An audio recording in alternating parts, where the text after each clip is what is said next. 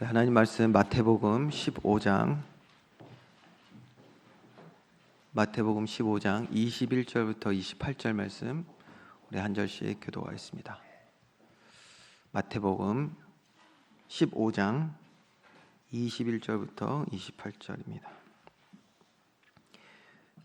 예수께서 거기서 나가사 두로와 시돈 지방으로 들어가시니 가나안 여자 하나가 그 지경에서 나와서 소리질러 이르되 주 다윗의 자손이여 나를 불쌍히 여기소서 내 딸이 흉악하게 귀신 들렸나이다 하되 예수는 한 말씀도 대답하지 아니하시니 제자들이 와서 청하여 말하되 그 여자가 우리 뒤에서 소리를 지르오니 그를 보내소서.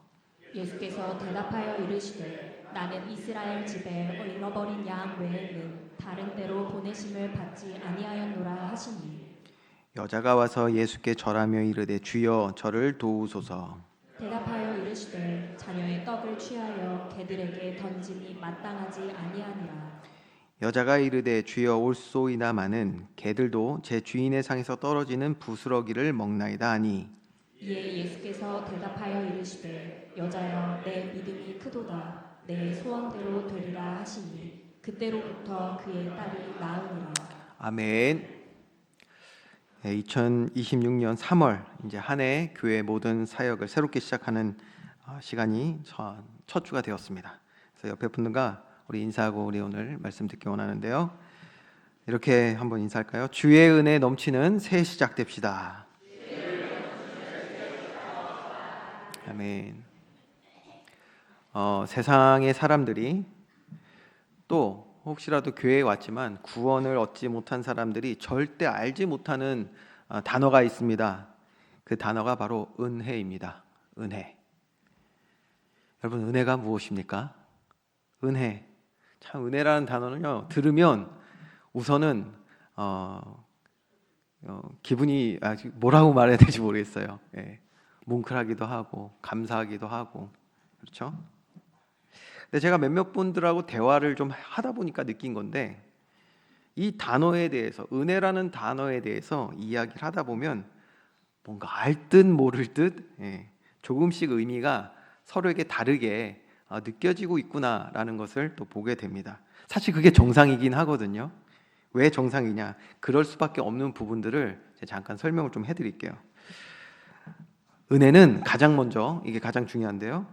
은혜 주시는 분이 있습니다. 은혜 주시는 분이 있어요. 이게 가장 중요한 부분이에요. 여러분, 누가 우리에게 은혜 주시죠? 하나님이 우리에게 주시는데 저와 여러분 더 정확하게 말씀할 수 있어야 돼요. 성삼위 하나님께서 우리에게 주시는 줄 믿으시기 바랍니다. 성삼위 하나님께서 우리에게 은혜를 주시는 거예요. 그러니 당연히 세상 사람들은 하나님을 알지 못하고 만나지 못한 사람들은 이 은혜를 하나님께서 주시는 보편적인 은혜 말고요, 뭐 비와 해를 주시는 그런 거 말고 하나님이 우리를 사랑하셔서 주시는 그 은혜를 당연히 알지 못하죠. 이거는 구원 받은 자들만이 알 수 있는 것입니다. 은혜. 그래서 은혜는 단순한 어떤 뭐 감정이 뭐 그런 게 아닙니다, 여러분. 내가 뭐 예배를 드리다가 눈물이 났다. 그게 은혜일 수도 있지만 은혜가 아닐 수도 있어요. 은혜는 무엇이냐? 누가 주신지가 중요하다고 그랬어요. 성삼위 하나님께서 우리에게 주시는데 먼저 성부 하나님, 우리가 하나님 아버지라고 부르지 않습니까? 하나님 아버지께서는 우리를 자녀로 삼아주셔서 우리를 영원한 사망과 저주 아래 두지 않으시고, 다시 말하면 우리를 포기하지 않으시고 구원을 약속하신 줄 믿으시기 바랍니다. 사랑의 하나님이시란 말이에요. 그래서 우리는 성부 하나님, 하나님 아버지의 사랑을 느낄 때 그때 은혜를 체험하게 되어 있어요. 우리는 이거 뭐 첫사랑이라도 할 수도 있고요.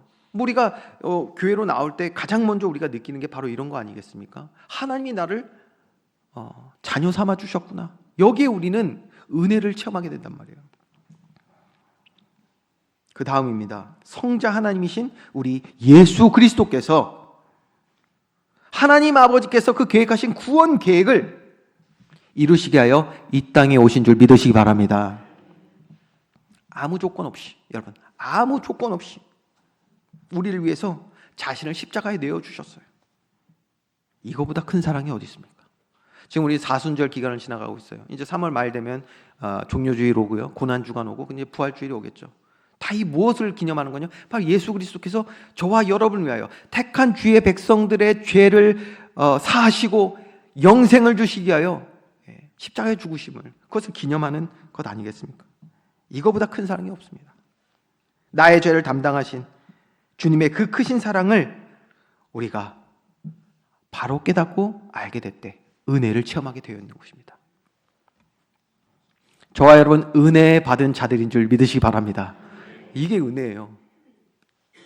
근데 여기가 끝이 아니죠. 그렇죠. 우리가 성삼위 하나님 했잖아요. 성부 하나님, 성자 하나님, 그리고 성령 하나님. 이제 성령 하나님께서는 죄 사함 받아 영생을 얻은, 즉 하나님과의 관계가 회복된 우리 가운데 오셔서 우리를 가르치시고 인도하시고, 그 다음이 중요하거든요. 이게 좀 세게 아멘이 나와야 돼. 가르치시고 인도하시고 책망하시고. 이럴 줄 알았어요. 광고를 예고를 해도 이게. 그래서 하나님의 사람으로 온전하게 세워 가시는 줄 믿으시기 바랍니다. 성령 하나님이요, 모든 순간 우리와 함께 하시며 이 일을 행하시는 거예요. 그래서 우리가 이것을 바로 깨닫고 볼 수 있고 아는 만큼 우리는 은혜를 체험하게 되어 있는 거예요. 여러분, 하나님께서 오늘 우리와 함께 하시며 우리에게 말씀으로 가르치시고 또 우리의 모든 발걸음을 인도하시며 또 우리가 여전히 죄를 사랑하고 우리의 마음과 생각이 주님께로 나가지 못할 때 우리를 책망하시는 줄 믿으시기 바랍니다. 이것을 우리가 바로 알고 깨달을 때 은혜가 넘치기 시작하는 거예요. 저와 여러분 오늘 교회에 나와서 예수 그리스도를 구주로 영접한 저와 여러분은 그러면 이제 어떤 은혜가 가장 충만하겠습니까? 성령 하나님께서 우리와 함께 하시면서 성령의 일을 하신 일 가운데 우리가 있을 때, 그 은혜 사역 안에 있을 때 우리는 은혜가 충만해지는 거예요.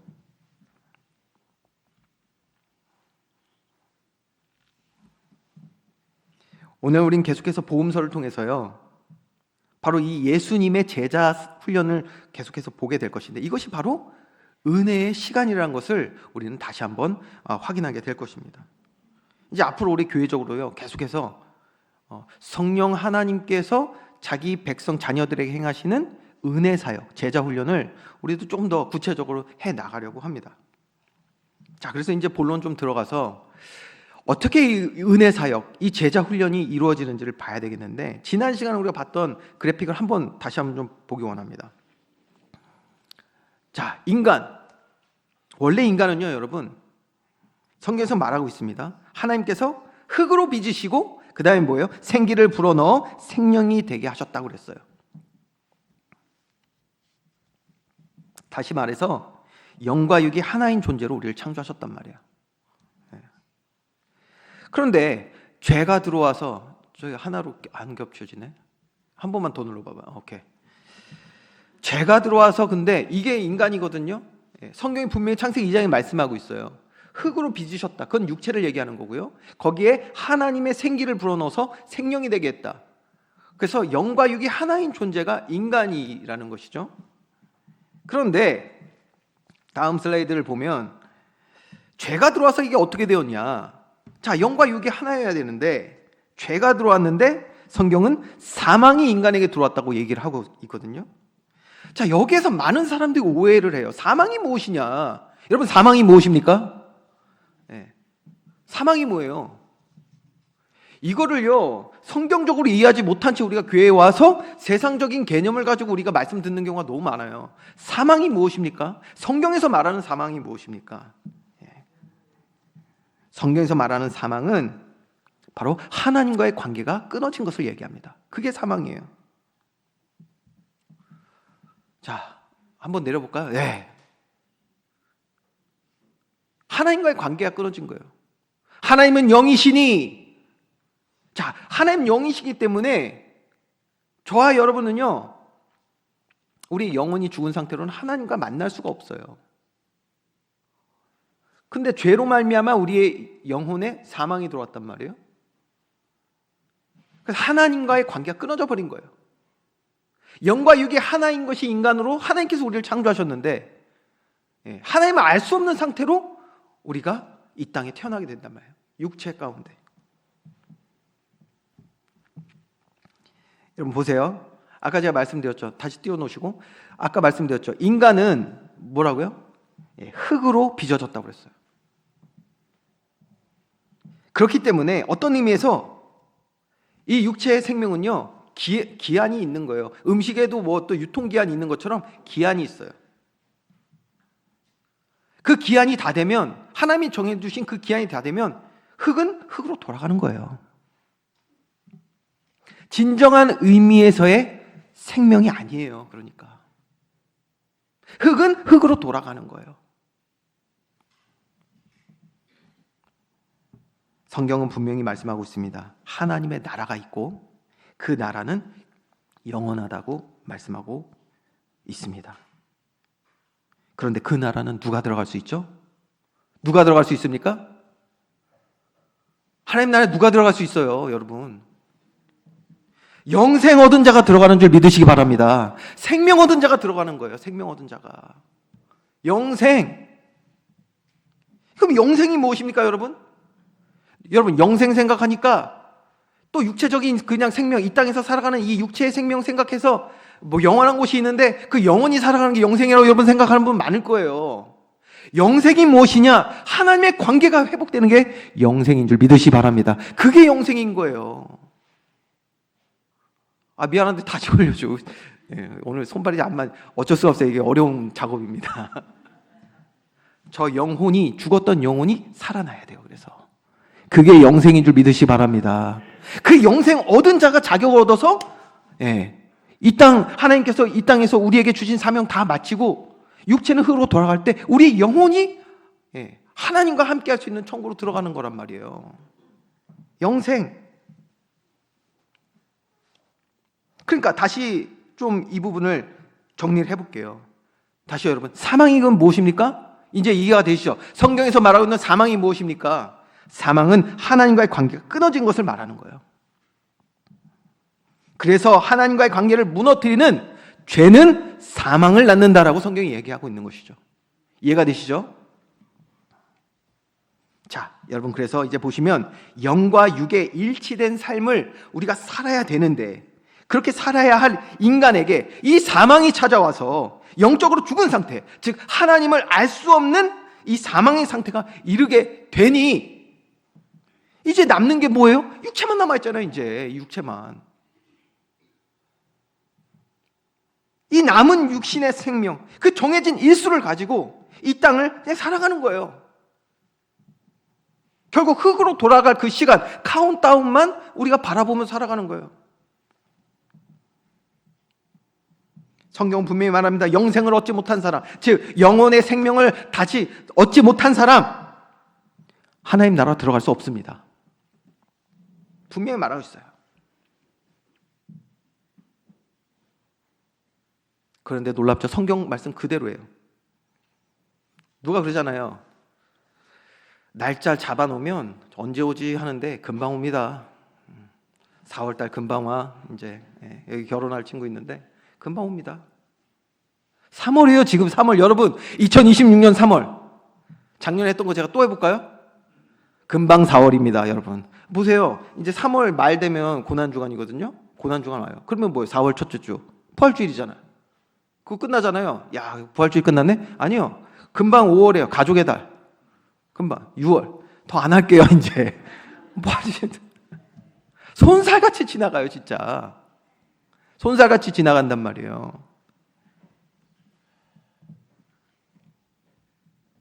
여러분 그렇기 때문에 한번 생각해보세요. 이 세상 흙이 흙으로 돌아갈 수밖에 없는 카운트다운 째깍째깍 손살같이 지나가는 그 시간을 우리가 살아가고 있는데 이 세상에서 그럼 가장 중요한 것은 무엇입니까?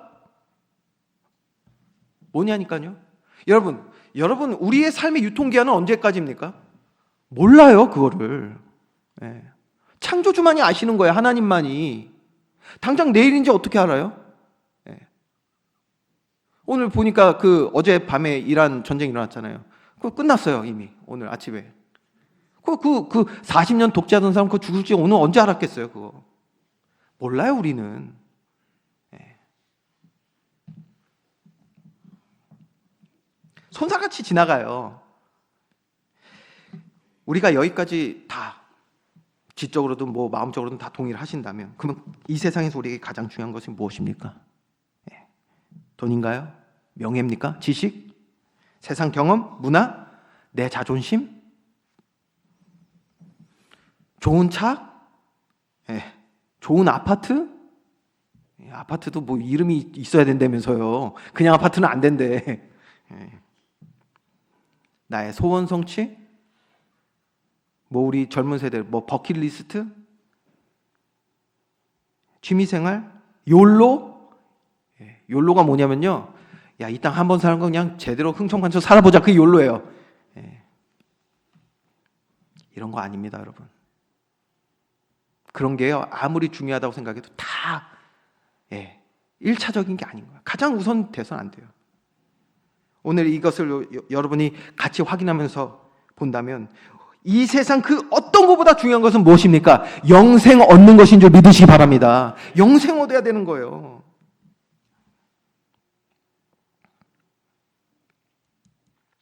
그러니까 보세요, 여러분. 흙으로 살다가 흙으로 돌아가는 인생이 가득한 이 땅에서 저와 여러분은 하나님의 자녀로 택함받아 구원받았다. 이거보다 큰 선물 어디 있습니까? 이거보다 큰 은혜가 어디 있냔 말이에요. 다시요. 돈, 명예, 지식, 세상 경험, 문화, 취미생활, 좋은 차, 좋은 아파트 보다 더 중요한 저와 여러분은 생명 얻은 줄 믿으시기 바랍니다. 저와 여러분 생명을 얻은 거예요. 자, 여러분이 아멘을 다들 하셨는데 제가 보니까 뭐 아까 1부 때는 몇 명 없으니까 얼굴 한 명 한 명 보면서 아멘 했어요 안 했어요 제가 다 물어봤거든요. 그랬더니 다들 긴장해가지고 다들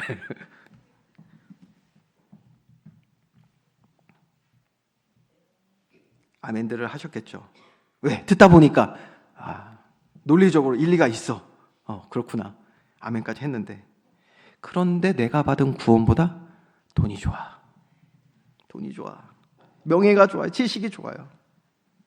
이게 어려서부터 그렇잖아요. 그렇죠? 어려서부터.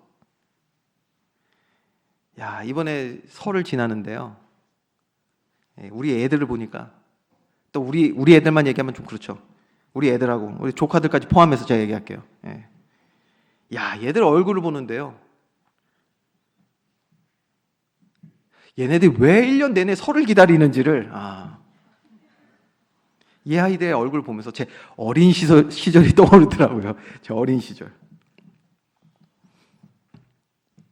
세배를 하고 나서 그래요. 세배를 할 때는 사실은 정말 우리 할아버지, 할머니, 부모님들을 사랑하고 공경하는 마음으로 이렇게 세배를 하고 그러면 그게 끝이죠. 세뱃돈을 안 받아도 되잖아요. 그렇죠?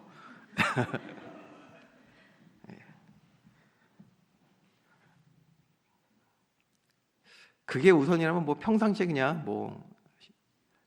아무 때나 가가지고 세배하고 하면 참 좋을 것 같은데 어쨌든 이날을 참 기다린단 말이에요, 아이들이. 근데 세배하고 나서 애들 얼굴 보는데 제가 보니까 자신이 생각한 것보다 더 받은 것 같아.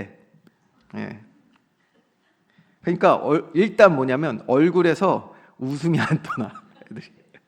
웃음이 안 떠나더라고요. 제가 그랬었거든요, 어렸을 때. 그러니까 그 아이들 얼굴 보면서 제 어렸을 때가 기억이 나더라고요.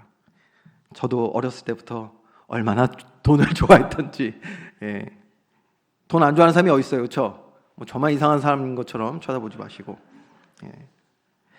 그런데 시간이 지나면서요, 은혜가 쌓이고 주님을 더욱 알아가다 보니 돈보다 주님 내게 주신 이 구원이 비교할 수 없을 만큼 저는 감사가 되고 소중하고 지금은 그 어떤 것과도 누가 무엇을 가져온다고 해도 절대 바꿀 수 없는 것이 제가 얻은 생명이거든요. 생명. 자, 여러분 이거 너무 중요합니다.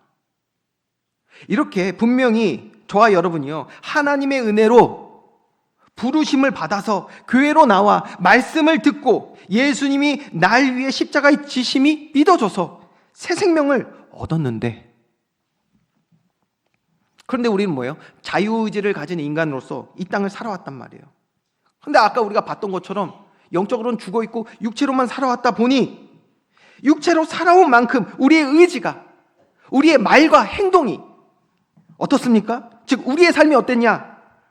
여전히 내가 배우고 경험하고 알고 믿는 세상적 기준에서 우린 살아간단 말이에요. 여기 기준에 사로잡혀 살아간단 말이에요. 좀 더 쉽게 말씀드리면 구원은 받았는데 구원받은 하나님 자녀로 살아갔던 적이 없었던 거예요. 이게 없었던 거예요.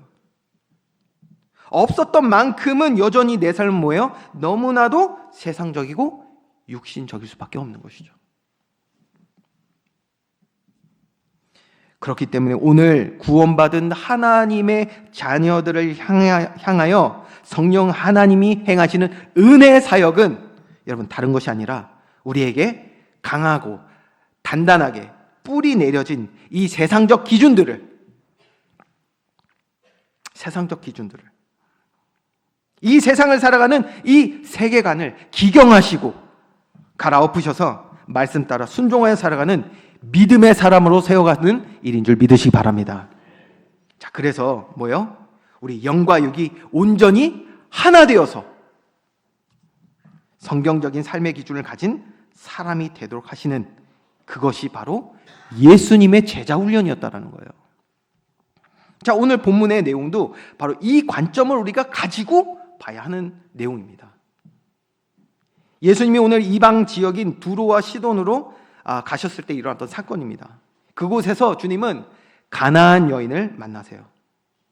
자, 오늘 본문의 내용 보니까 그런데 조금 예수님이 평소의 모습과는 너무나도 다른 모습을 보이시거든요. 우리가 왜 그러셨는지 이유를 또 찾아봐야겠어요. 왜 예수님은 이렇게 절규하는 이 여인을 이토록 냉정하게 대하셨을까? 내용 보면요, 참 불편한 내용이거든요. 이 거절하시는 그 과정 속에서 숨겨진 뭐가 있냐면 제자 훈련의 비밀이 있어요, 여기에.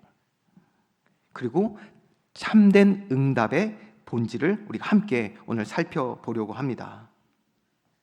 자, 내용을 보면 흉악하게 귀신 들린 딸을 둔 가나안 여인이 지금 예수님 앞에 나와서 엎드린 내용이에요. 그냥 엎드린 게 아니에요. 25절 말씀 보면 이 여인이 뭐라고 말하죠? 예수님께 절하면서 주여 저를 도와주소서라고 아주 간절하게 외치는 장면이 나옵니다. 뒷부분을 우리가 좀 더 보면 나오지만 이 여자가 이렇게 고백하는 것은 단순히 딸의 병을 고침받기 위해서 그 기대와 소망을 때문에만 한 것은 아니에요. 분명 그것도 있지만 그것을 넘어서 예수님을 지금 뭐라고 부르고 있습니까? 주여라고 부르고 있죠. 랍비가 아니에요. 선생님이 아니라 주여라고 부르고 있어요. 즉 예수님이 내 삶의 주인이자 주권자이심을 고백하고 있는 모습입니다. 누가 이렇게 고백합니까? 주의 백성, 주의 자녀가 이런 고백이 있는 줄 믿으시기 바랍니다. 자, 그런데 예수님이 이러한 예수님이 나의 주인 되십니다라고 고백하는 이 여인에게요, 행하시는 이 모습이 너무 반응이 너무 당혹스럽단 말이에요. 이게 처음에는 한 말씀도 대답을 안 하세요. 여러분, 누가 말하는데 대꾸 안 하잖아요. 그거보다 기분 나쁜 게 없어 진짜. 아내랑도 대화하다가 1부 때는 얘기 안 한 건데 아내랑도 대화하다가 뭔가 여러 가지 사정이 있어서 제 말이 잘 안 들리거나 뭐 그럴 수 있잖아요. 그러면 그 상황을 이해하기보다는 우선 기분이 나빠. 그래서 여러분, 저는 어떻게 했냐? 그러니까 마음이 커야 되는, 넓어야 되는데 좁고 쪼잔해가지고, 누가 그러잖아요. 예수님께서 뺨 한 대면 이쪽도 내야 되는데 우리 같은 경우는 한 대 맞잖아. 그러면 그거 맞은 거 어느 정도 각도에서 왔는지 보고 팔 더 벌려. 네.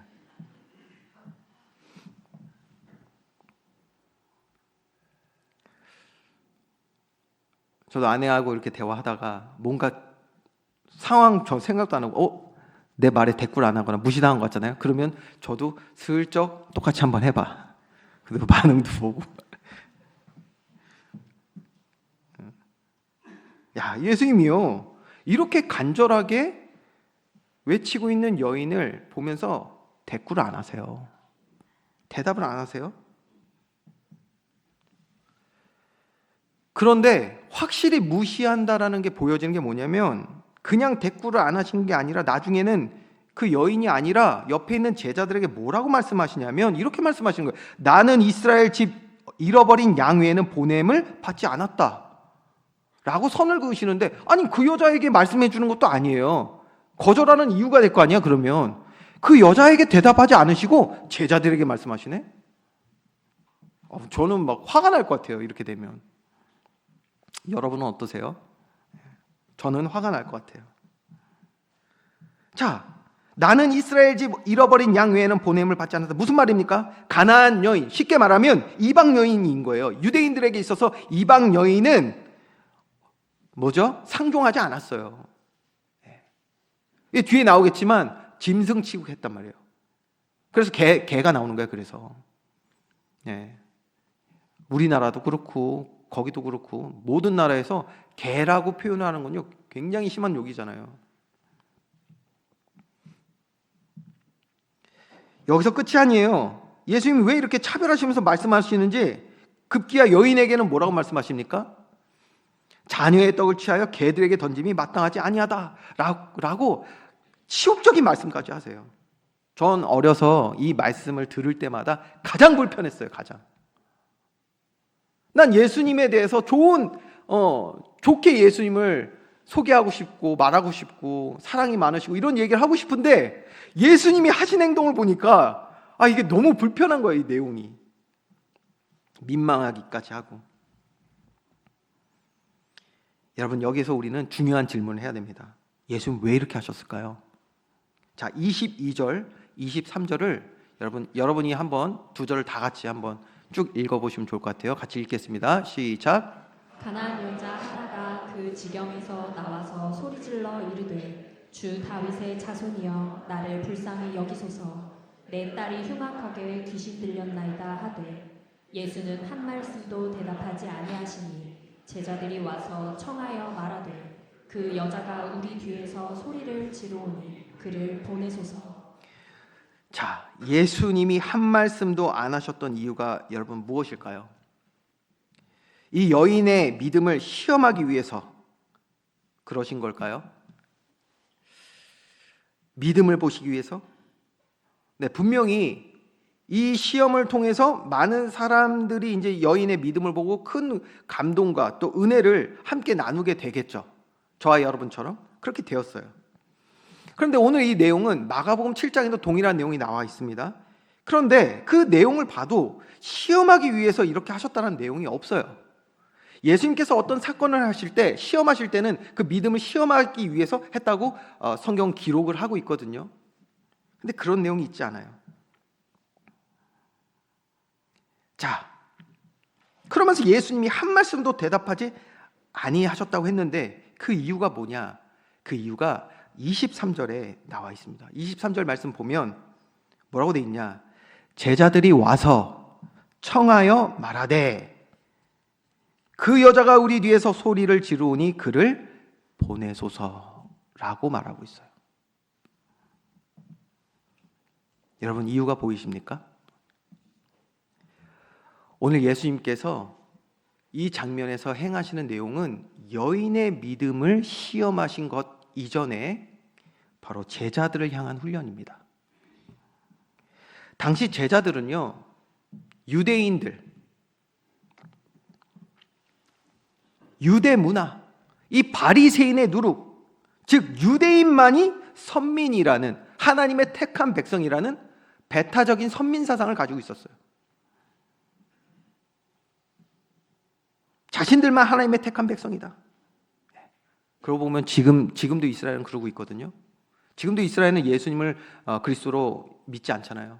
그리고 그들은 여전히 자신들만이 하나님의 택한 백성이라고 그렇게 믿고 있는 사람들이에요. 다는 아니지만 이 선민 사상, 그러니까 다른 모든 민족으로 뭐예요? 개만도 못하게 볼 수밖에 없는 잘못된 기준을 가지고 있던 사람들이에요. 그리고 동일한 그 기준에 사로잡혀 있었던 누구요? 제자들. 23절 보세요. 뭐예요? 제자들이 와서 청하여 말한 거예요. 같이 있기 싫은 거예요. 그 여자하고. 왜? 상종하기 싫으니까. 자신들의 기준에 사로잡혀서 지금 하나님의 자녀를 바라보지 못하는 거예요. 예수님을 구주로 고백하고 있는 그 하나님의 자녀, 택한 백성이 보이지 않아요. 왜요? 눈앞에 기준이 가려져 있으니까. 그 기준이 가려져 있으니까 하나님의 자녀가 보이질 않는 거예요. 여러분, 우리가 이러한 실수 얼마나 많이 합니까? 내 생각, 내 기준에 맞지 않는다고 해서 우리가 하나님 자녀들 얼마나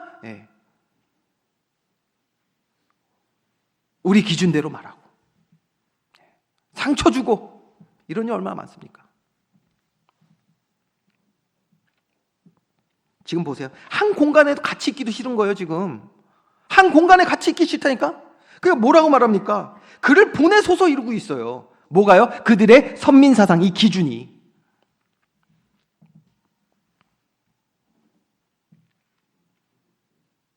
이러한 상태에 있음을 지금 예수님은 드러내시는 거예요. 예수님은 유대인들과 제자들에게 너무나도 지금 당연해져 있던 말과 행동, 이 세속적인 기준들을 드러내시기 위해서 그들이, 그 유대인들이, 제자들이 그 이방인들을 대할 때 쓰던 그 독한 언어, 그것을 그대로 사용하셨고요. 그로 인해서 제자들이 가졌던 이 기준의 실체가 얼마나 잔인하고 하나님의 뜻과 맞지 않는지를 드러내신 줄 믿으시기 바랍니다. 이거 제자 훈련인 거예요. 제자 훈련. 여러분, 앞으로 이 제자 훈련의 결실이 어떻게 맺어지는지 여러분 우리가 나중에 보겠죠. 예수님께서 이제 승천하시기 위해 뭐라고 말씀하시니까 제자들에게 땅끝까지 이르러 내 증인이 되리라. 땅끝이 예루살렘만이 아니잖아요.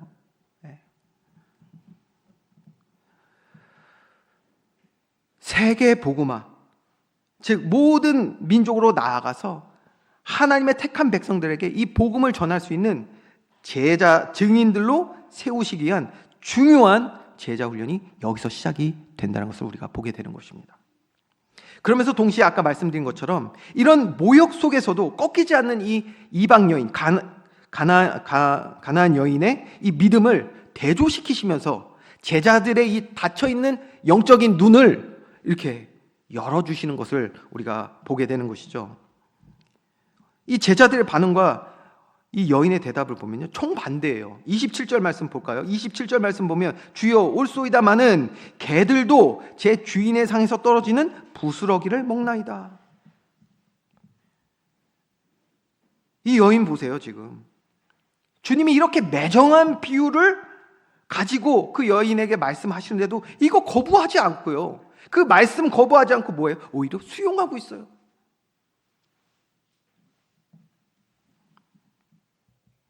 저는 이거 보면서 정말 많은 생각을 하게 되더라고요. 이 여인의 믿음을 보면서 많은 생각을 하게 됐어요. 저와 여러분 어떻습니까? 오늘 저와 여러분은 예수 그리스도 믿어 하나님 우리와 함께 하시는 임마누엘의 축복 누리게 된 줄 믿으시기 바랍니다. 성령 하나님께서 오늘 우리에게 함께 하시며 말씀을 가르치시고 인도하시고 뭐 하신다? 책망도 하시는데 우리는 책망 한마디를 듣기를 싫어한단 말이에요. 저부터가 그런데요. 뭐 저도요, 제일 싫어하는 것 중에 하나가 뭐냐면 책망 받는 거 제일 싫어요. 또 뭐 조금만 얘기하면은 말하지 말라고 그래 그냥.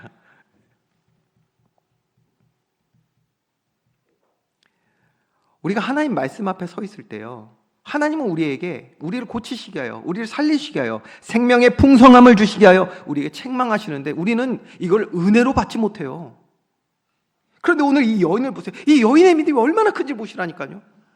주님께서 그 자신을 개로 비유하시면서 얘기하시는데도 그것을 어떻게 합니까? 거부하는 것이 아니라 오히려 수용하면서 뭐라고 말하고 있어요? 주여 올소이다마는 개들도 제 주인의 상에서 떨어지는 부스러기를 먹나이다. 이런 믿음 회복한 날 되기를 주님의 이름으로 축원드립니다. 얼마나 은혜가 지금 가득한 장면인지 몰라요. 이게 은혜가 풍성한 장면이에요. 은혜가 풍성한 장면. 정말 어떻게 이런 은혜가 나타날 수가 있습니까?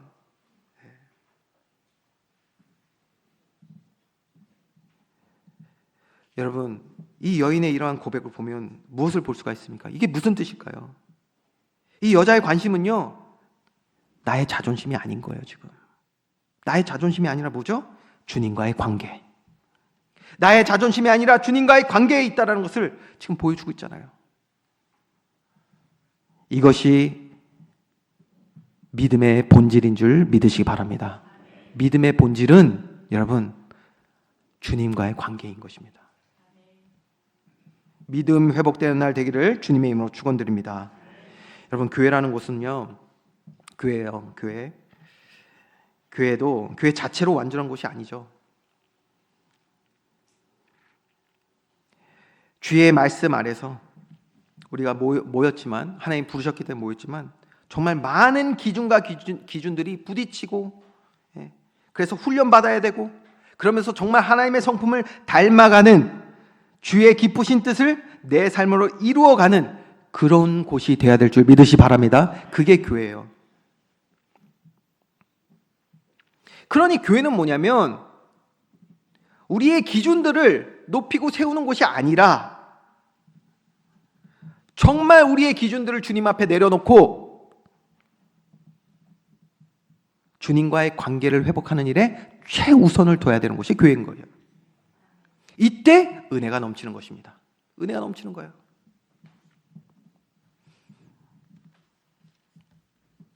오늘 우리의 신앙이 무너진다면, 오늘 이 여인은 보니까 신앙이 무너진 게 아니라 오히려 신앙을 고백하고 있는 자리가 됨을 보게 되는데요. 오늘 우리의 신앙이 무너진다면 누가 가장 기뻐하겠습니까, 여러분? 반대로 믿음의 본질, 하나님과의 바른 관계 속으로 들어가는 믿음의 사람은 그 믿음이 점점 세워지니 어떻게 됐습니까? 초등학교 수준에 머물지 않고요. 누가 허튼 말을 해도 아니, 오히려 이해해주고, 오히려 기도해주고. 아멘이십니까? 그게 교회란 말이에요. 그게 교회. 그게 제자훈련이란 말이에요. 자, 오늘 설교 제목이 무엇이죠? 자, 제목 보고 설렜던 사람 빨리 손 들어보세요.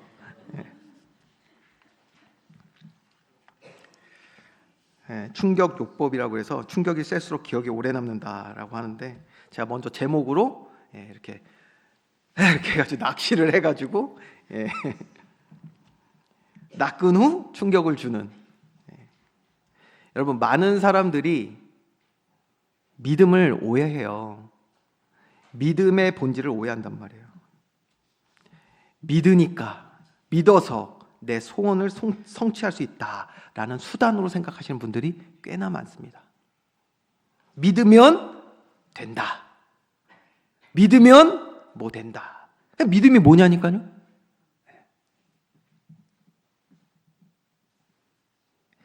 믿음은 소원 성취의 수단이 아닙니다.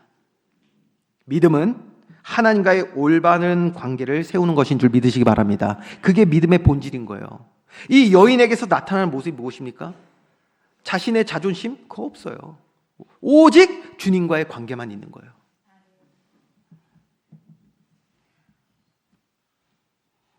이 여자는 자신이 개와 같은 비천한 존재일지라도 주님 대신 주님 곁에만 있다면 그 부스러기 같은 은혜만으로도 내 영혼은 살고 내 딸도 살 수 있다라는 이 관계적인 확신, 이것을 가졌다는 것을 우리는 잘 볼 수 있어야 합니다. 문제 해결보다 뭐요? 하나님과의 관계가 바로 세워지는 것이 우리 신앙의 우선인 줄 믿으시기 바랍니다.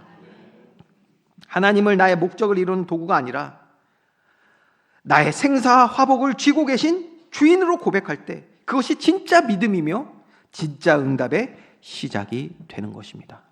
그러니 마침내 예수님이 어떻게 말씀하시죠? 여자여, 내 믿음이 크도다. 믿음이 크다는 말이 뭔지 아시겠죠? 요만한 일에 나 못 믿어. 근데 어떤 큰 일에 믿어. 그런 믿음이 아니에요. 내 믿음이 크도다. 그 다음에 말씀하신 거예요. 내 소원이 소원대로 되리라. 이 축복 누릴 수 있는 저와 여러분 되기를 주님의 이름으로 축원드립니다. 주님께서 이렇게 선언하실 수 있는 우리 삶이 되었기를 간절히 기도합니다. 그 우리 교회 안에서 정말 이러한 응답들이 풍성해지길 정말 기도하게 되더라고요.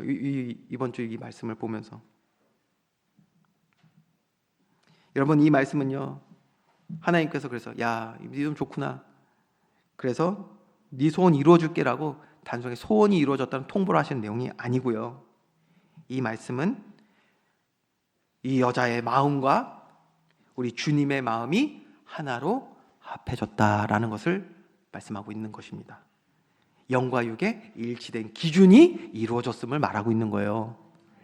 빌립보서 2장 13절 14절 말씀 우리 한번 믿음으로 같이 고백합니다. 시작. 너희 안에서 행하시는 이는 하나님이시니 자기의 기쁘신 뜻을 위하여 너희에게 소원을 두고 행하게 하시나니 모든 일을 원망과 시기가 없이 하라. 아멘. 말씀 그대로입니다. 우리 기억해야 되겠는데요. 성령 하나님께서는, 우리와 함께 하시는 성령 하나님께서는 오늘 우리가 본 이 본문의 말씀에 예수님의 제자 훈련에서 볼 수 있는 것처럼 먼저 우리의 마음과 생각을 하나님의 뜻으로 채우십니다. 하나님의 뜻으로 채우시는 거예요. 그리고 나서 뭐예요? 우리의 마음과 생각을 일치되게 하시는 일을 하시는 거예요. 그렇기 때문에 하나님과 마음이 맞는 자의 소원은 결코 헛되지 않으며 하나님의 뜻을 이 땅에 이루는 통로가 되게 하시는 줄 믿으시기 바랍니다. 저와 여러분을 통해서 하나님의 일이 이루어지는 거예요. 결론입니다. 오늘 저와 여러분은 어떤 문제를 가지고 주님 앞에 엎드려 계십니까? 기도하고 계십니까? 혹시 우리 주님이 우리의 기도 앞에 침묵하고 계셔서 낙심하고 또 절망하고 계시진 않으십니까? 왜 내 기도는 응답되지 않는가? 하며 오늘 주님이 보여주셨던 그 여인에게 보여주셨던 그 냉정함으로 인하여서 우리가 주님께 원망하고 그러고 있지는 않은지 이때 우리는 기억해야 됩니다. 주님의 침묵은 우리를 외면하시는 것이 아니라 우리 안에 있는 잘못된 모든 동기와 기준을 걷어내시고 사실적인 진짜 관계를 맺기 위한 제자 훈련의 과정인 줄 믿으시기 바랍니다. 여러분, 이거 중요합니다. 이게 안 됐는데 다른 것을 바라는 것은요, 그건 헛된 것이고 오지도 않습니다. 오늘 주님이 선언하시잖아요. 내 믿음이 크도다. 하나님과의 바른 관계가 정말 너무나도 단단하게 세워졌구나. 주님의 마음과 너의 마음이 일치가 되었구나. 너의 안에 주신 주님의 그 뜻이 이루어질 것이다 라고 말씀하시잖아요. 하늘의 뜻이 우리 삶 가운데 이루어지는 축복 누리기를 주님의 이름으로 축원드립니다. 그러기 위해서 제자 훈련하시는 과정이라는 것을 우리 잊지 말아야 돼요. 여러분, 우리 앞으로 교회에서요, 이 제자 훈련을 조금 더 체계적으로 하기 위해서 제가 계속 준비하고 있어요. 준비하고 있는데, 여러분 보세요. 믿음과 삶의 일치가 일어나지 않는 이상 우리 삶에 하나님의 일을 절대 체험하지 못하고 응답을 누리지 못합니다. 그런데 하나님의 뜻이 우리의 삶 가운데 점점 좁아지면서 일치가 되어질 때 하나님께서 우리 삶을 통해서 일하심을 보게 되는 것입니다. 성경에서 일어나는 많은 그 기적의 일들과 역사들, 그 기준이 일치되어질 때 일어난 일들인 거예요. 그러나 일치되지 않고 삶 따로 신앙 따로 이렇게 살아가면 하나님이 일하실 수가 없다니까요.